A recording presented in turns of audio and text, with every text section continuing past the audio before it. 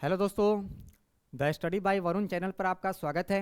दोस्तों, आज के इस वीडियो में हम लोग एनसीईआरटी सीरीज के तहत ज्योग्राफी 6 क्लास के ज्योग्राफी के पहले अध्याय जिसका नाम है सौरमंडल में पृथ्वी को पढ़ने जा रहे हैं। तो चलिए शुरू करते हैं और पढ़ते हैं सौरमंडल में पृथ्वी को। सौरमंडल में पृथ्वी ज्योग्राफी 6 क्लास की ज्योग्राफी का ये पहला चैप्टर है। ठीक है, इसमें हम लोग वही बात पढ़ेंगे जो हमारे लिए महत्वपूर्ण है। जो एक्स्ट्रा बातें जो बच्चों के लिए बताया गया है उसको पढ़ने के हम लोग प्रयास नहीं करेंगे। जो हमारे लिए महत्वपूर्ण है उसी टॉपिक को हम लोग, उसी पॉइंट को हम लोग पढ़ेंगे। ठीक है, इसमें कह रहा है सूर्यास्त के बाद आकाश को देखना कितना अच्छा लगता है। ठीक है, ये बता रहा जब सूर्य डूबता है उसके बाद आकाश को देखने में कितना अच्छा लगता है, क्योंकि आसमान में पहले एक या दो चमकते बिंदु ही दिखाई देते हैं। आसमान में सूरज डूबने के बाद क्या होता है कि एक दो ही बिंदु जो है से तारे के रूप में हम लोग को दिखाई देता है, लेकिन बाद में इनकी संख्या धीरे धीरे क्या होती है, बढ़ती जाती है। इसकी संख्या क्या होता है, धीरे धीरे बढ़ती जाती है। ये बच्चों को समझाने के लिए बताया गया है। ठीक है, आप इनकी गणना नहीं कर सकते। उसके अलावा आगे देखिएगा यहाँ पर तो लिख रहा है, इन चमकीली वस्तुओं के साथ आप लगभग प्रतिदिन चंद्रमा को भी देखते हैं। इन चमकीली वस्तुओं के साथ क्या होता है, हम लोग प्रतिदिन इसमें चंद्रमा को भी देखते हैं। यह अलग अलग समय पर अलग अलग आकार तथा अलग स्थितियों में दिखाई पड़ता है। चंद्रमा क्या होता है कि ये अलग अलग समय के हिसाब से, अलग अलग आकार के हिसाब से आसमान में हमें दिखाई देता है।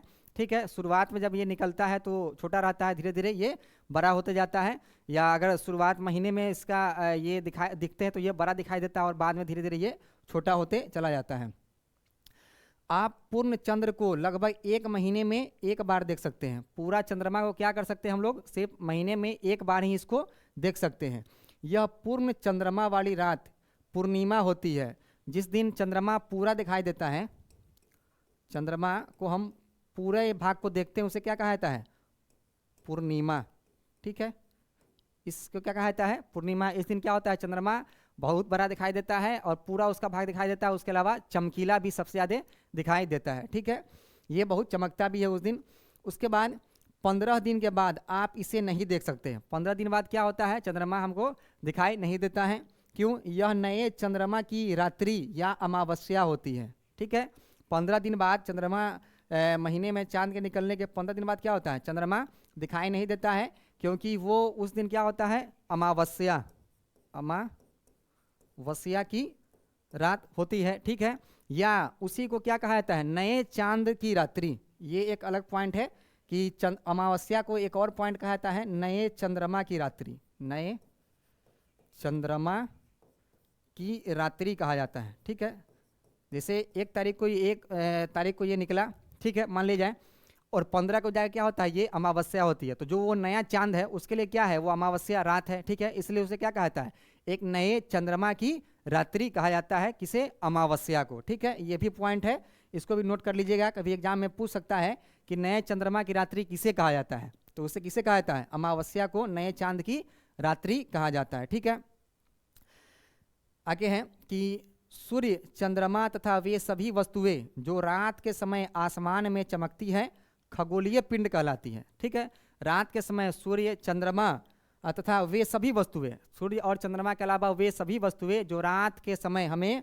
क्या होता है, आसमान में चमकती हुई दिखाई पड़ती है, उसे क्या कहा जाता है, खगोलीय पिंड कहा जाता है। इस हिसाब से खगोलीय पिंड की परिभाषा क्या हो जाएगा, सूर्य और चंद्रमा के अतिरिक्त जो रात में आसमान में चमकते हुए पिंड वस्तु दिखाई देते हैं उसे क्या कहा जाता है, खगोलीय पिंड कहा जाता है। ठीक है, कुछ खगोलीय पिंड बड़े आकार वाले तथा गर्म होते हैं। इसमें भी क्या होता है, कुछ खगोलीय पिंड जो है, कुछ वस्तु बड़े आकार के होते हैं, उसके अलावा वो गर्म भी होते हैं। ठीक है, उसके बाद ये गैसों से बने होते हैं। इनका निर्माण कैसे हुआ है, तो ये गैसों से निर्मित हुए हैं। जैसे सूर्य का जो प्रकाश है वो हाइड्रोजन के मिलने से जब हीलियम का निर्माण होता है, हाइड्रोजन के, तब क्या होता है, उससे उष्मा निकलती है।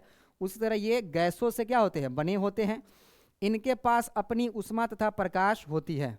इसमें से कुछ खगोलीय पिंड ऐसे हैं जिनके पास अपनी उष्मा भी होती है, अपनी प्रकाश भी होती है। ठीक है, ये गर्म भी होते हैं और इससे क्या होता है, उस प्रकाश का उत्सर्जन भी होता है, जिसे वे बहुत बड़ी मात्रा में उत्सर्जित करते हैं। इन खगोलीय पिंडों को तारा कहते हैं। ठीक है, जिसमें अपना प्रकाश या अपना क्या होता है, उष्मा होती है, उस खगोलीय पिंड को क्या कहा जाता है, उसे तारा कहा जाता है। यहाँ तारा की परिभाषा क्या है कि जिसे वे बहुत बड़ी मात्रा में उत्सर्जित करते हैं, इन खगोलीय पिंड को तारा कहते हैं। जिस खगोलीय पिंड से ऊष्मा और प्रकाश उत्सर्जित होती है उसे क्या कहा जाता है, उसे तारा कहा जाता है। और सूर्य भी क्या है, एक तारा है। सूर्य भी क्या है, एक तारा है, क्योंकि सूर्य के पास भी अपना प्रकाश होता है और ये ऊष्मा उत्पन्न करती है, इसलिए सूर्य भी क्या है, एक तारा है। ठीक है, तो यहाँ पूछा जाए कि सूर्य क्या है, तो सूर्य एक तारा है। उसके अलावा तारा किसे कहा जाता है, तो जिन खगोलीय पिंड के पास अपना ऊष्मा और प्रकाश होता है उससे क्या कहा जाता है,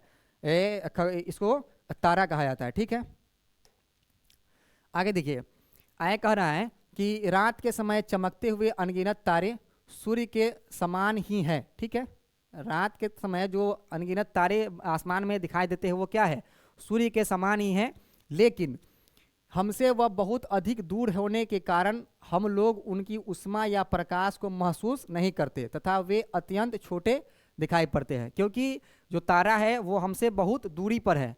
सूर्य जो है से पृथ्वी का सबसे नज़दीक का तारा है, इसलिए ये हम इसके प्रकाश और ऊष्मा को महसूस करते हैं। लेकिन और भी जो तारा चमकते हैं आसमान में वो क्या है, वो बहुत दूरी पर है पृथ्वी से, इसलिए हम उसके प्रकाश और ऊष्मा को महसूस नहीं कर पाते, सिर्फ उसके टिमटिमाने को हम लोग देखते हैं। ठीक है, आगे कह रहा है कि आपने अवश्य ध्यान दिया होगा कि कुछ दूरी से देखने पर सभी वस्तुएं छोटी दिखाई पड़ती हैं। अत्यधिक ऊंचाई पर उड़ रहा हवाई जहाज कितना छोटा दिखाई देता है। जिससे हवाई जहाज है वो अगर नीचे है तो बड़ा दिखाई देता है, लेकिन जब वो बहुत ऊंचाई पर चला जाता है तो क्या होता है, हमें चिड़िया की भांति वो दिखाई देता है। उसी तरह तारे भी क्या है, उनकी दूरी पृथ्वी से बहुत दूर है। ठीक है, इसलिए क्या होता है, वो भी हमें बहुत छोटे छोटे दिखाई पड़ते हैं। उसके अलावा उनके ऊष्मा और प्रकाश को हम महसूस नहीं कर पाते। ठीक है, आगे कह रहा है कि रात्रि में आसमान की ओर देखते समय आप तारों के विभिन्न समूहों द्वारा बनाई गई विविध आकृतियों को देख सकते हैं। रात में क्या होता है, आसमान में तारों के द्वारा एक झुरमुट एक जगह समूह बनाया रहता है। ठीक है, देखिए कि बहुत सारे तारे एक जगह है, उसे क्या कहा जाता है, उसे नक्षत्र मंडल कहा जाता है। ठीक है, तारों द्वारा बनाए गए अलग अलग समूह को क्या कहा जाता है, नक्षत्र मंडल।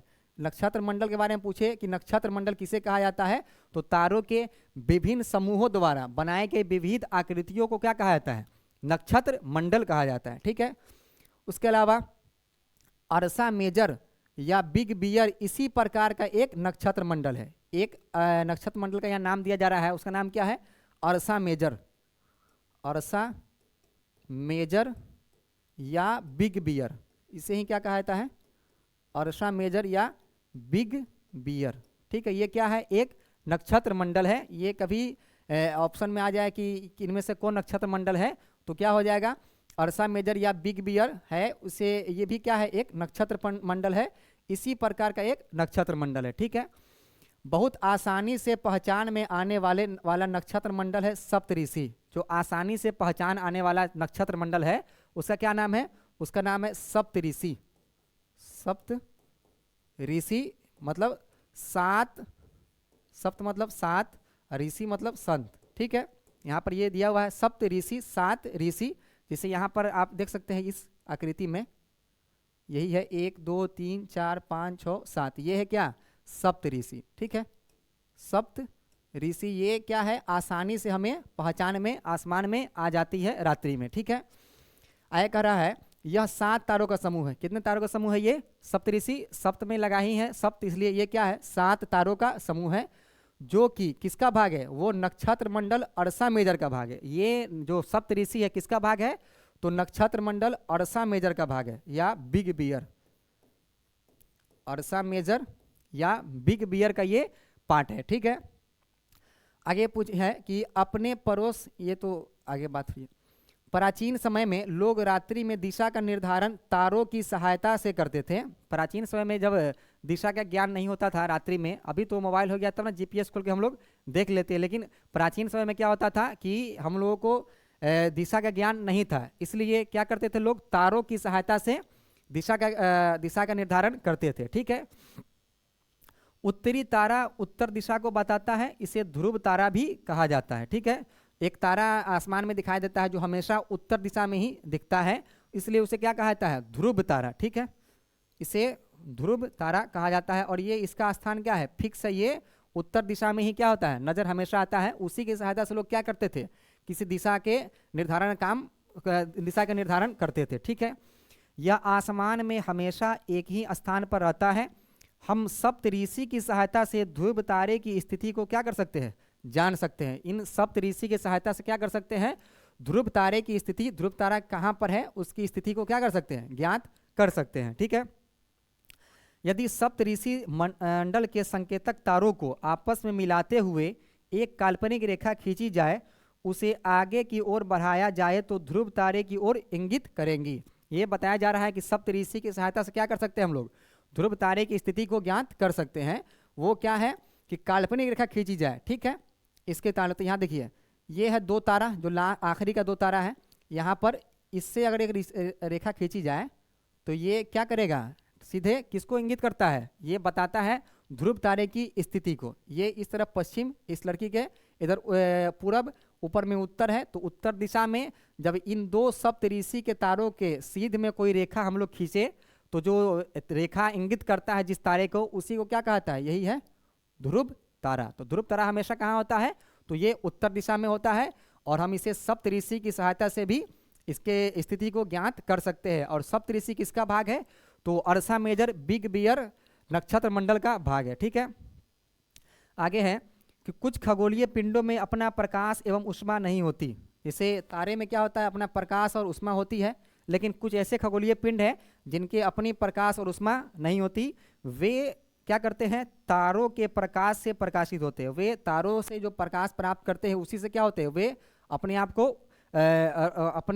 अपने को प्रकाश प्राप्त करते हैं, उसी से वे उत्सर्जित होते हैं। ठीक है, ऐसे पिंड क्या कहलाते हैं, ऐसे पिंड ग्रह कहलाते हैं। तो ग्रह किसे कहता है, वैसे खगोलीय पिंड जिनके पास अपना उष्मा और प्रकाश न हो, वो किसी दूसरे तारे से अपना उष्मा और प्रकाश प्राप्त करते हैं, उसे क्या कहता है, पिंड। उस पिंड को ग्रह कहा जाता है। ठीक है, ग्रह की बात करें तो जिसे अंग्रेजी में क्या कहता है, प्लेनेट। ठीक है, प्लेनेट कहता है, ग्रीक भाषा के प्लेनेटाई शब्द से बना है। ये किससे बना है, तो ये ग्रीक भाषा के प्लेनेटाई शब्द से बना है। ठीक है, जिसका अर्थ क्या होता है, परिभ्रमक, अर्थात चारों ओर घूमने वाले। इसका अर्थ होता है कि परिभ्रमक मतलब चारों तरफ घूमने वाले। ठीक है, पृथ्वी जिस पर हम रहते हैं एक ग्रह है। पृथ्वी क्या है, जिस पर हम लोग रहते हैं, उसे क्या कहता है, ये क्या है, पृथ्वी भी एक ग्रह है। पृथ्वी ग्रह है तो क्या है, इसके पास कोई अपना उष्मा और प्रकाश नहीं है। ये किससे प्रकाश प्राप्त करती है और उष्मा, ये सूर्य से अपना प्रकाश और उष्मा प्राप्त करती है। तो पृथ्वी क्या है, एक ग्रह है। यह अपना संपूर्ण प्रकाश एवं उष्मा सूर्य से प्राप्त करती है, जो पृथ्वी के सबसे नज़दीक का तारा है। ठीक है, पृथ्वी क्या करती है, अपना प्रकाश सूर्य से प्राप्त करती है, जो सूर्य क्या है, पृथ्वी के सबसे नज़दीक का तारा है। ठीक है, पृथ्वी को बहुत अधिक दूरी से, जैसे चंद्रमा से देखने पर यह चंद्रमा की तरह ही चमकती हुई प्रतीत होगी। अगर पृथ्वी को कहा जा रहा है देखने के लिए कि अगर हम चंद्रमा से देखें पृथ्वी को तो क्या होगा, ये भी जिस तरह से चंद्रमा पृथ्वी से देखने पर चमकता है, उसी तरह जब चंद्रमा से हम पृथ्वी को देखेंगे तो क्या होगा, ये भी सूर्य से उष्मा और ऊर्जा प्रकाश प्राप्त करे क्या होता है, ये भी चमकता है। ठीक है, तो ये चंद्रमा की तरह चमकती हुई प्रतीत होगी। आगे यहाँ पर एक पॉइंट है, कुछ रोचक तथ्य। बृहस्पति, शनि, यूरेनस के चारों ओर छल्ले हैं। ये छल्ले विभिन्न पदार्थों के असंख्य छोटे छोटे पिंडों से बनी पट्टियाँ है। पृथ्वी से इन छल्लों को शक्तिशाली दूरबीन की सहायता से देखा जा सकता है। हम लोग पहले से पढ़ते थे कि शनि ग्रह के चारों तरफ क्या है, छल्ले है, छोटे छोटे पिंडों से बनी एक पट्टियाँ है, जो उसके गुरुत्वाकर्षण के कारण उसके चारों तरफ घूमती है। ठीक है, तो ये हम लोग पहले पढ़ते थे सिर्फ शनि का, लेकिन ये क्या बता रहा है, ये बता रहा है बृहस्पति के पास भी है, शनि के पास भी है, और किसके पास है, ये यूरेनस के भी पास है। अगर कभी एग्जाम में पूछे कि भाई इनमें से किस किस के पास ग्रह के पास छल्ले हैं, तो वो क्या हो जाएगा, शनि के अलावा क्या हो जाएगा, बृहस्पति भी हो जाएगा और यूरेनस भी हो जाएगा। ठीक है, आगे है, ये पूरा बताया गया है, सौरमंडल का चित्र है। यहाँ पर है सूर्य। ठीक है, ये दूरी के हिसाब से ग्रहों को क्या किया गया है, सजाया गया है यहाँ पर। तो यहाँ पर सूर्य है, जो सूर्य के सबसे नज़दीक है, यहाँ पर देखिए बुध, उसके बाद आपको यहाँ मिल जाएगा शुक्र। ठीक है, उसके बाद ये पृथ्वी और ये मंगल। ठीक है, ये क्रम है इससे दूरी का। उसके अलावा बाद यहाँ देखिएगा आगे, तो बृहस्पति, ये है शनि, ये है यूरेनस और ये है नेपच्यून। ठीक है, जो सबसे नज़दीक है वो क्या करेगा, बहुत सबसे कम समय में क्या करेगा, सूरज की परिक्रमा कर लेगा। तो ये कौन करेगा, पहले बुध, उसके बाद शुक्र, उसके बाद पृथ्वी, उसके बाद मंगल, बृहस्पति, शनि और यूरेनस। ठीक है, ये सब ग्रहों का क्रम है इसके नज़दीकी सूर्य से दूरी के अनुसार। ठीक है, उसके अलावा ये जो 4 ग्रह है, ठीक है, इसे क्या कहा जाता है, इसे पार्थिव ग्रह कहा जाता है। इसे कहा जाता है पार्थिव ग्रह। पार्थिव ग्रह। और ये इसको जो ये बाहर में 4 ग्रह है, ये इसे कहा जाता है जोबियन ग्रह। जोबियन ग्रह, ये पार्थिव ग्रह और ये बाहरी ग्रह है। ठीक है, इसे क्या कहता है, जोबियन ग्रह। और इनका निर्माण क्या हुआ है, ठोस पदार्थों से हुआ है और इन सब का गैसों से इसका निर्माण हुआ है। ठीक है, यहाँ बताया जा रहा है कि जो भी इसका क्रम है, बुध शुक्र पृथ्वी मंगल और उसके अलावा जो बृहस्पति है, शनि है, यूरेनस और नेपच्यून के बारे में कुछ कुछ महत्वपूर्ण तथ्य यहाँ दिया गया है, उसको हम लोग आगे पढ़ेंगे। आगे देखिए, आगे कहा जा रहा है कि आसमान में दिखने वाला चंद्रमा एक उपग्रह है। यह हमारी पृथ्वी का सहचर है तथा इसके चारों ओर चक्कर लगाता है। हमारी पृथ्वी के समान 7 अन्य ग्रह है जो सूर्य से प्रकाश एवं उष्मा प्राप्त करते हैं। उनमें से कुछ के पास अपने चंद्रमा भी है। यहाँ बता रहा है कि आसमान में दिखने वाला चंद्रमा क्या है, एक उपग्रह है। ग्रह का क्या है, ये उपग्रह है। ठीक है, जिस तरह से ग्रह सूर्य का चक्कर लगाती है, उसी तरह क्या होता है, ये उपग्रह भी अपने ग्रह का चक्कर लगाता है, जिसका ये उपग्रह होता है। ठीक है, जैसे पृथ्वी का उपग्रह है चंद्रमा, ये क्या करती है, पृथ्वी के चारों तरफ चक्कर लगाती है। ठीक है, उसके अलावा सूर्य का भी चारों तरफ से ये चक्कर लगाती है। आगे कह रहा है कि हमारी पृथ्वी के अलावा, ठीक है, 7 अन्य ग्रह है। ठीक है, 7 ग्रह हम लोगों ने देखा पीछे, क्या था, बुध, उसके बाद शुक्र, फिर पृथ्वी, उसके बाद मंगल, उसके बाद बृहस्पति, उसके बाद शनि, शनि और अरुण और ये वरुण। ये कितने ग्रह है, 8 ग्रह है। ठीक है, इसमें एक और ग्रह था पहले 9, प्लूटो, जिसे साइड कर दिया गया है ग्रहों की श्रेणी से। सौर मंडल में 8 ग्रह है। ठीक है, ये हम लोगों ने देख लिया। सूर्य, 8 ग्रह, उपग्रह तथा कुछ अन्य खगोलीय पिंड है जैसे क्षुद्र ग्रह एवं उल्का पिंड मिलकर सौर मंडल क्या करते हैं, निर्माण करते हैं। इन सब के द्वारा क्या किया जाता है, सौर मंडल का निर्माण किया जाता है। लेकिन उससे हम सौर परिवार का नाम देते हैं। इन सभी को क्या किया जाता है, सौर परिवार का नाम दिया जाता है। ठीक है, जिसका मुखिया कौन होता है, सूर्य होता है। इन सब का मुखिया कौन है, सौर मंडल का मुखिया सूर्य है। ठीक है, कभी पूछें कि सौर मंडल का मुखिया, तो कौन हो जाएगा, सूर्य हो जाएगा। ठीक है, ये भी जितने भी इसमें जो ग्रह है या उपग्रह है, ये सब किससे सूर्य प्रकाश प्राप्त करते हैं, तो वो अपने मुखिया सौर मंडल के मुखिया सूर्य से ही अपने उष्मा और प्रकाश प्राप्त करते हैं। ठीक है, आगे है यहाँ, क्या आप जानते हैं, पौराणिक रोमन कहानियों में सोल सूर्य देवता को कहा जाता था। प्राचीन जो रोमन कहानियाँ थी उनमें सोल जो है से सूर्य देवता के लिए कहा जाता था। सौर शब्द का अर्थ है सूर्य से संबंधित। सौर शब्द का अर्थ क्या है, सूर्य से संबंधित, इसलिए सूर्य के परिवार को सौर मंडल कहा जाता है। ठीक है, सौर परिवार का मतलब क्या है, सूर्य से संबंधित है, इसलिए सौर परिवार को क्या कहा जाता है, सौर मंडल कहा जाता है। ठीक है, आगे देखिए, शब्द की उत्पत्ति। ऐसे बहुत से शब्द हैं जिनका उपयोग हम एक भाषा में करते हैं, अक्सर वे दूसरी भाषाओं से लिए गए शब्द हो सकते हैं। उदाहरण के लिए ज्योग्राफी एक अंग्रेजी शब्द है, यह ग्रीक भाषा से लिया गया है। ज्योग्राफी क्या है, अंग्रेजी शब्द है और ग्रीक भाषा से लिया गया है, जिसका अर्थ है पृथ्वी का विवरण। ठीक है, पृथ्वी का विवरण। यह 2 ग्रीक शब्द से मिलकर बना है, जिनमें जीई शब्द का अर्थ है पृथ्वी और ग्राफिया शब्द का अर्थ क्या है, लिखना। ठीक है, आइए पृथ्वी के संबंध में और अधिक जाने। ठीक है, तो आगे है जीईओ। जियो के साथ में अगर लॉजी लगा दीजिएगा तो क्या हो जाएगा, पृथ्वी का अध्ययन। जैसे जीईओ प्लस ये क्या हो जाएगा, पृथ्वी का अध्ययन। ठीक है, उसके अलावा अगर जीईओ प्लस मेट्री लगा दीजिएगा, मेट्री, तो क्या हो जाएगा, ये पृथ्वी का मापन। और उसके अलावा अगर GEOID लगा दीजिएगा इसमें, तो क्या हो जाएगा, पृथ्वी का आकृति, पृथ्वी की आकृति, ठीक है। ये है अंग्रेजी भाषा के शब्द से बना है, जो क्या है, ग्रीक वर्ड से लिया गया है।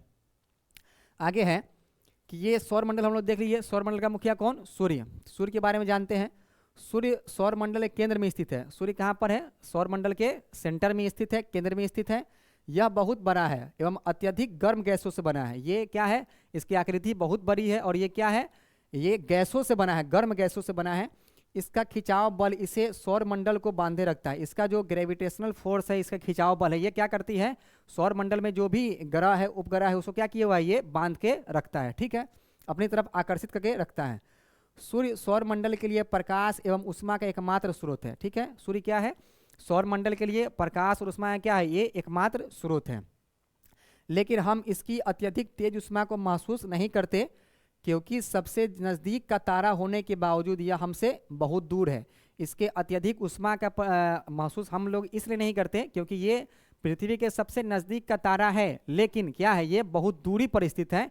इसकी दूरी कितनी है, तो पृथ्वी से लगभग ये 15 करोड़ किलोमीटर दूरी पर है, ठीक है। ये 15 करोड़ किलोमीटर की दूरी पर, अभी तो इतनी दूरी पर है, तो हम लोग को गर्मी में क्या होता है, बहुत परेशानी रहती है। अगर नज़दीक रहता तो क्या होता, उसका अंदाज़ा हम लोग लगा सकते हैं, ठीक है।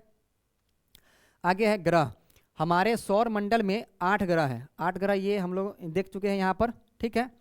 उसके बाद यहाँ पर है सूर्य से उनकी दूरी के अनुसार अंग्रेजी में ग्रहों के नाम याद रखने का आसान तरीका है, ठीक है। ये यहाँ पर है my very efficient mother just served us nuts, ठीक है। इसे माई से एम से क्या हो जाएगा, ये मरकरी, वी से वीनस, अर्थ, उसके बाद में क्या हो जाएगा, मार्स, जुपिटर, सेटर्न और यूरेनस और ये नेपच्यून। ये याद करने का एक आसान तरीका है, ठीक है। आगे सौर मंडल के सभी 8 ग्रह एक निश्चित पथ पर सूर्य का चक्कर लगाते हैं। सौर मंडल के जो 8 ग्रह है वो क्या करते हैं, एक निश्चित पथ पर, जिस तरह से पृथ्वी सूर्य के चारों ओर चक्कर लगाती है, उसी तरह 7 अन्य ग्रह जो है एक निश्चित पथ पर दीर्घ वृत्ताकार पथ पर क्या करती है, पृथ्वी का सूर्य का चक्कर लगाती है, ठीक है। ये रास्ते कैसे हैं, दीर्घ वृत्ताकार में फैले हुए हैं। ये रास्ते जो है से यहाँ पर मान लीजिए सूरज है, तो ये इस तरह के दीर्घ वृत्ताकार क्षेत्र पर फैला हुआ है, ठीक है। ये इस तरह से क्या होती है, मान लीजिए ग्रह क्या करते हैं, सूर्य का चक्कर लगाते हैं, ठीक है। उसके अलावा आगे कह रहा है कि ये जो रास्ता है, ये जो घूम रहा है इस तरह से, ये इसे क्या कहता है, इसी को कहता है कक्षा, ठीक है। इसी को क्या कहता है, कक्षा, जिस पर ग्रह क्या करती है, सूर्य के चक्कर लगाती है, ठीक है। आगे ये कक्षा कहलाते हैं। बुध सूर्य के सबसे नज़दीक है, ठीक है। अपनी कक्षा में सूर्य के चारों ओर एक चक्कर लगाने में इसे केवल कितने दिन लगती है, 88 दिन का समय लगता है। सूर्य क्या है, ये बुध क्या है, सूर्य के सबसे नज़दीक है, इसलिए इसको सूर्य का चक्कर लगाने में सबसे कम समय 88 दिन का समय लगता है, ठीक है। उसके अलावा शुक्र को पृथ्वी का जुड़वा ग्रह कहता है। शुक्र को क्या कहता है, पृथ्वी का, यहाँ पर ये शुक्र और ये पृथ्वी, ठीक है। ये इसको क्या कहता है, पृथ्वी का जुड़वा। इसे पृथ्वी का, शुक्र को क्या कहता है, पृथ्वी का जुड़वा ग्रह कहा जाता है, क्योंकि इसकी आकार एवं आकृति लगभग किसके समान है, ये पृथ्वी के समान ही है। तो कभी एग्जाम में पूछे कि पृथ्वी का जुड़वा ग्रह या भग्नी ग्रह किसे कहा जाता है, या भोर का तारा या शाम का तारा, तो उसे किसे कहा जाएगा, शुक्र को कहा जाएगा, क्योंकि इसकी आकृति और आकृति एवं आकार किसके जैसी है, लगभग पृथ्वी की जैसी ही इसकी आकृति एवं आकार है। अभी तक प्लूटो भी एक ग्रह माना जाता था, ठीक है, परंतु अंतर्राष्ट्रीय खगोल संगठन ने अपनी बैठक में यह निर्णय लिया कि कुछ समय पहले खोजे गए अन्य खगोलीय पिंड 2003 यूबी 313 सीरस तथा प्लूटो को बौने ग्रह कहे जा सकते हैं, ठीक है। इसे पहले ग्रह ही माना जाता था, लेकिन 2006 में जो एक अंतर्राष्ट्रीय खगोलीय संगठन की बैठक हुई, उसमें कहा गया कि प्लूटो को ग्रह की श्रेणी से निकाल दिया जाए, क्योंकि इसका कोई अपना कक्ष नहीं है, ये किसी दूसरे के कक्ष में जाकर प्रवेश कर जाता है। इसलिए क्या किया गया, इसको उससे अलग कर दिया गया, ठीक है। और क्या कर दिया गया, प्लूटो को बौने ग्रह में शामिल कर दिया गया, ठीक है। आगे है पृथ्वी। पृथ्वी की बात करें तो सूर्य से दूरी के हिसाब से पृथ्वी क्या है, पृथ्वी का जो क्रम है वो है कितना, तीसरा पृथ्वी ग्रह है सूर्य से दूरी के हिसाब से। पहला बुध, उसके बाद शुक्र और तीसरा कौन है, पृथ्वी। आकार में यह पांचवा सबसे बड़ा ग्रह है। अगर साइज के हिसाब से देखा जाए तो ये पांचवा ग्रह है आकार के हिसाब से, क्योंकि आकार के हिसाब से क्या हो जाएगा, पहले बृहस्पति, उसके बाद शनि, अरुण और वरुण, ठीक है। उसके बाद क्या हो जाएगा, ये पृथ्वी। तो पृथ्वी आकार के हिसाब से क्या है, पांचवा, और दूरी के हिसाब से कितना है, तीसरा, ठीक है। पृथ्वी के आकार के हिसाब से पांचवा और दूरी के हिसाब से क्या है, तीसरा, ठीक है। यह ध्रुवों के पास क्या है, थोड़ी चपटी है, यह ध्रुवों के पास थोड़ी चपटी है। यही कारण है कि इस आकार को क्या कहता है, भू आब, क्योंकि हम लोगों ने एक वीडियो में पृथ्वी की आकृति के बारे में पढ़ा है, ठीक है। भू आब का अर्थ है पृथ्वी के समान आकार, ठीक है, पृथ्वी के समान आकार। इसका क्या होता है, जियोइड इंग्लिश में। एक बार जियो को जीई को क्या ओ के साथ पढ़िए, जियो, और एक बार ओ आई डी को साथ पढ़िए तो क्या होता है, जियो मतलब पृथ्वी और ओइड मतलब शेप, तो क्या हो जाएगा, शेप ऑफ अर्थ, ठीक है। भू आब का अर्थ क्या है, पृथ्वी के समान आकार, ठीक है। जीवन के लिए अनुकूल परिस्थितियां संभवतः केवल पृथ्वी पर ही पाई जाती है। पृथ्वी पर क्या है, एकमात्र ग्रह है जिस पर क्या है, जीवन के लिए अनुकूल परिस्थितियां जो है से यहाँ पर पाई जाती है। पृथ्वी क्या है, न तो अधिक गर्म है और न ही अधिक ठंडी। पृथ्वी क्या है, न तो अधिक गर्म है और न ही अधिक ठंडी, क्योंकि ये दूरी के हिसाब से भी तीसरा ग्रह है। उसके अलावा क्या है कि न ये अधिक ठंडी है और न अधिक ये गर्म है, ठीक है। यह पानी एवं वायु उपस्थित है जो हमारे जीवन के लिए आवश्यक है। जीने के लिए जो महत्वपूर्ण चीज़ें हैं, वायु, हवा, जो ऑक्सीजन, और पानी, पीने के लिए पानी, वो क्या है, पृथ्वी पर उपस्थित है। ये क्या है, जीवन के लिए बहुत ही आवश्यक है। वायु में जीवन के लिए आवश्यक गैसें जैसे ऑक्सीजन मौजूद है, जो हम लोग सांस लेते हैं ऑक्सीजन, ये क्या है, पृथ्वी पर ही मौजूद है। इन्हीं कारणों से पृथ्वी सौरमंडल का सबसे अद्भुत ग्रह है। इसके कारण से क्या है, पृथ्वी सौरमंडल का सबसे अद्भुत ग्रह है, ठीक है। अंतरिक्ष से देखने में पृथ्वी नीले रंग की दिखाई पड़ती है, क्योंकि इसकी 2/3 सतह पानी से ढकी हुई है, इसलिए इसे क्या कहा जाता है, नीला ग्रह कहा जाता है। अंतरिक्ष से देखने पर, क्योंकि पृथ्वी का 2/3 भाग क्या है, पानी भरा हुआ है, इसलिए क्या होता है, पृथ्वी को अंतरिक्ष से देखने पर क्या होता है, ये नीला दिखाई पड़ता है, इसलिए इसे क्या कहा जाता है, नीला ग्रह भी कहा जाता है, ठीक है।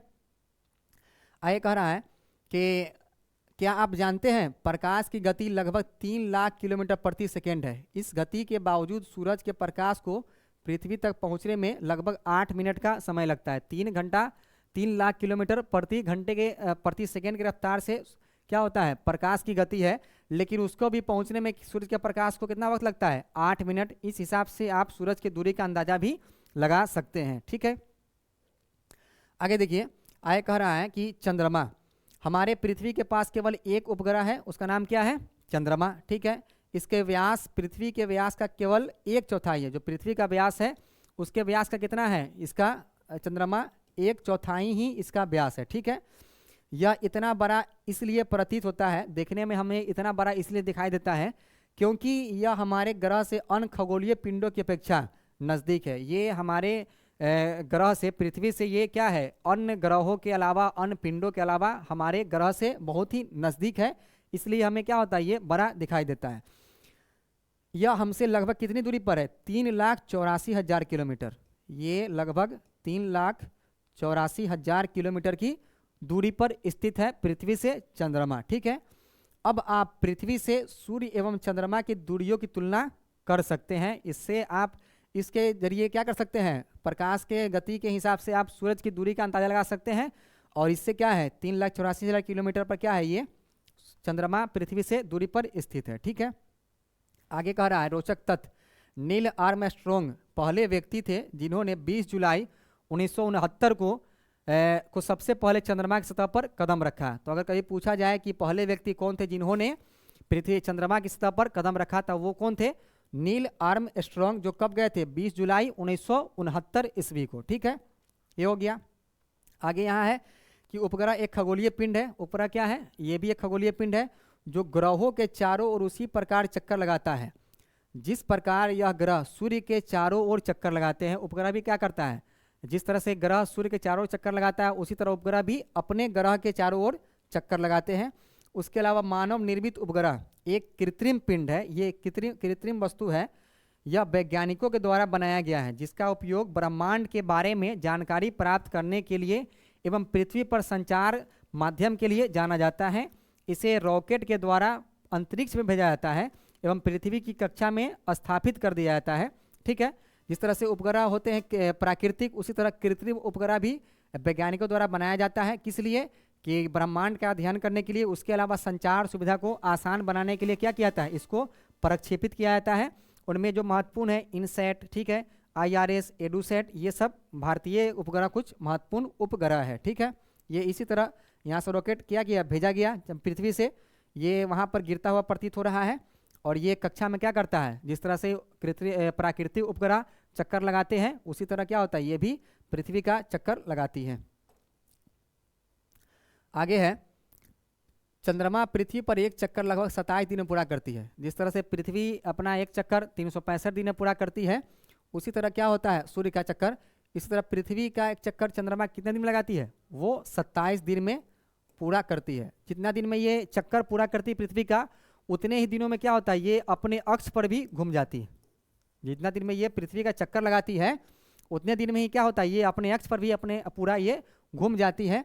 इसी कारण क्या होता है, लगभग इतने समय में ही यह अपने अक्ष पर एक चक्कर ही पूरा करता है। इसके परिणाम स्वरूप पृथ्वी से हमें चंद्रमा का केवल एक ही भाग दिखाई पड़ता है। अगर मान ली जाए कि कोई वस्तु घूम रहा है चारों तरफ, है कि नहीं, और अपने अक्ष पर भी घूम रहा है, तो जो उसका जो लाइट पड़ रहा है उस पर, तो क्या होगा, अगर देखिएगा वहाँ से, तो वो क्या होगा, सिर्फ उसका वही भाग दिखाई देगा, एक ही भाग, उसके अलावा दूसरा भाग उसका दिखाई नहीं देगा। क्योंकि क्या होता है, ये अपने अक्ष पर भी घूम रहा है, ठीक है, और पृथ्वी के चारों तरफ घूमता है, इसलिए क्या होता है, ये हमें इसका एक ही भाग हमको दिखाई पड़ता है। ठीक है, चंद्रमा की परिस्थितियां जीवन के लिए अनुकूल नहीं है। इसकी सतह पर पर्वत, मैदान एवं गड्ढे हैं जो चंद्रमा की सतह पर छाया बनाते हैं। पूर्णिमा के दिन चंद्रमा पर इनकी छाया को देखा जा सकता है।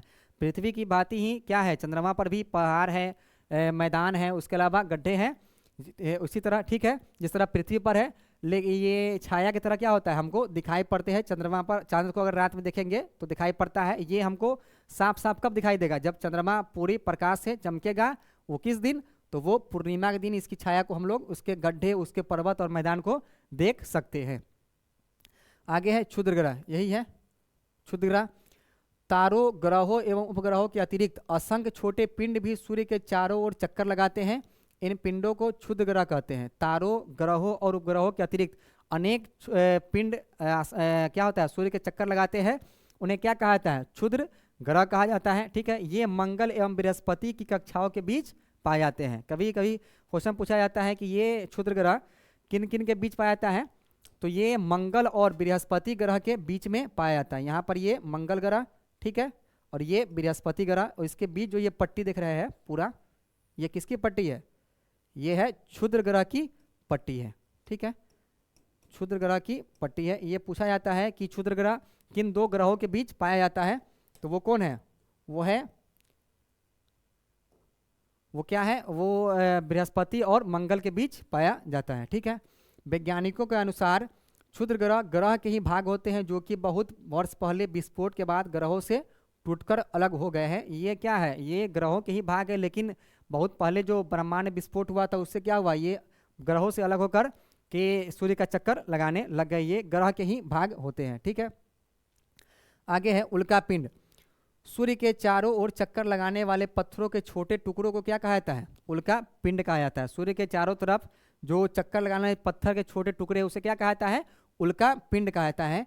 कभी कभी ये उल्का पिंड पृथ्वी के इतने नज़दीक आ जाते हैं कि इनकी प्रवृत्ति पृथ्वी पर गिरने की होती है। ये इतने नज़दीक आ जाते हैं पृथ्वी के कि ये वायुमंडल में, पृथ्वी के वायुमंडल में प्रवेश कर जाते हैं। इस प्रक्रिया के दौरान वायु के साथ घर्षण होने के कारण, जब ये पृथ्वी के वायुमंडल में प्रवेश करते हैं तो घर्षण के कारण क्या होता है कि ये गर्म होकर जल जाते हैं। गर्म होकर ये क्या होते हैं, जल जाते हैं, और फलस्वरूप चमकदार प्रकाश उत्पन्न होता है। कभी कभी कोई उल्का पूरी तरह जले बिना पृथ्वी पर गिरती है, जिससे धरातल पर गड्ढे बन जाते हैं। ये गर्म होकर क्या होता है, चमकदार प्रकाश उत्पन्न करके गिर जाते हैं। और कभी कभी हम लोग देखते हैं तारा टूटते हुए दिखाई देता है, वो क्या होता है, वो उल्का पिंड का ही भाग होता है। और जब ये पृथ्वी पर बिना अगर जले गिर जाता है तो क्या होता है, जहाँ गिरता है वहाँ बहुत बड़ा गड्ढा कर देता है। ठीक है, बहुत बड़ा गड्ढा का निर्माण हो जाता है, जिसके जरिए क्या होता है, कुछ झीलों का भी निर्माण इसी से हो जाता है, उल्का पिंड के गिरने की वजह से। जैसे महाराष्ट्र में लोनार झील का निर्माण उल्का पिंड के गिरने की वजह से ही हुआ है, ऐसा कहा जाता है। ठीक है, क्या आपने तारों वाले खुले आकाश में एक ओर से दूसरी ओर तक फैली चौड़ी सफ़ेद पट्टी की तरह एक चमकदार रास्ते को देखा है? ये कह रहा है कि आप रात में खुले आकाश में एक ओर से दूसरी ओर तक फैले सफ़ेद चौड़े पट्टी इस तरह की, ठीक है, ये चौड़े पट्टी को देखा है। एक चमकदार रास्ते को देखा है। यह लाखों तारों का समूह होता है। ये क्या होता है? लाखों तारों का क्या होता है? ये समूह होता है। यह पट्टी क्या कहलाती है? आकाश गंगा, या इसे ही क्या कहता है? मिल्की वे, मिल्की वे या आकाश गंगा। ठीक है, ये क्या होता है? लाखों तारों का समूह होता है। यह हमारा सौर मंडल इस आकाश का एक भाग है। प्राचीन भारत में इसकी कल्पना आकाश में प्रकाश की एक बहती नदी से की जाती थी। प्राचीन भारत में क्या होता था? इसे आकाश में बहती हुई एक नदी से इसकी तुलना की जाती थी। ठीक है, इस प्रकार आकाश गंगा नाम इसका पड़ा, क्योंकि आकाश में क्या है? नदी बह रही है, इसलिए इसे क्या कहा गया? आकाश गंगा। आकाश गंगा करोड़ों तारों, बादलों तथा गैसों की एक प्रणाली है। इस प्रकार की लाखों आकाश गंगाएं मिलकर क्या करती है? ब्रह्मांड का निर्माण करती है। ठीक है, अनेक तारे मिलकर क्या निर्माण करते हैं? वो आकाश गंगा। और आकाश गंगा अनेक मिलकर के किसका निर्माण? ब्रह्मांड का निर्माण करती है।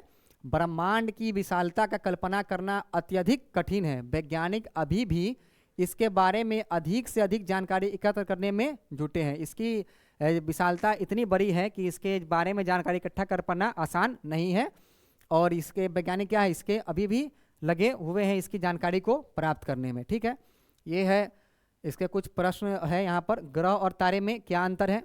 तो ग्रह की बात करें तो इनके पास अपना प्रकाश नहीं होता, और वो तारे से अपना प्रकाश प्राप्त करते हैं, और तारा उसे कहते हैं जो इनके पास स्वयं का प्रकाश हो। ठीक है, सौर मंडल से क्या कहते हैं? समझते हैं। सौर मंडल की बात करें तो सूर्य, चंद्रमा और पृथ्वी, उसके अलावा अन्य खगोलीय पिंडों के मिलाकर सौर मंडल का निर्माण होता है, जिसका मुखिया सूर्य होता है। ठीक है, उसके बाद सूर्य से उनके दूरी के अनुसार सभी ग्रहों के नाम लिखे। यहाँ पर सूर्य से दूरी के अनुसार ग्रहों के नाम लिखने के लिए कहा जा रहा है।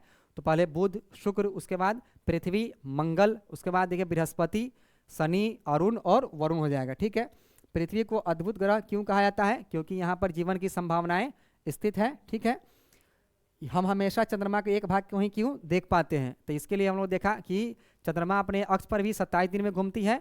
उसके अलावा पृथ्वी का चक्कर भी ये 27 दिन में ही लगाती है, इसलिए क्या होता है? इसका एक भाग ही हमको दिखाई पड़ता है। ब्रह्मांड क्या है? तो अनेक आकाश गंगाओं से मिलकर क्या हुआ? ब्रह्मांड का निर्माण किया गया है। ये बहुत ही विशाल आकृति का बहुत ही विशाल है। ठीक है, आगे कह रहा है कि किस ग्रह को पृथ्वी के जुड़वा ग्रह के नाम से जाना जाता है? तो ये शुक्र। सूर्य से तीसरा सबसे नज़दीक ग्रह कौन सा है? तो अपनी पृथ्वी। ठीक है, उसके बाद सभी ग्रह सूर्य के चारों ओर किस प्रकार के पथ पर चक्कर लगाते हैं? तो क्या है? दीर्घ वृत्ताकार।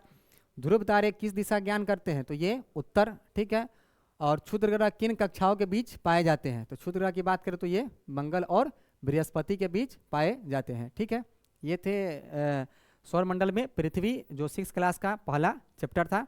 ठीक है, आगे हम लोग भी एनसीईआरटी सीरीज को कंटिन्यू रखेंगे। आगे हम लोग और दूसरे चैप्टर को पढ़ेंगे। बहुत बहुत शुक्रिया।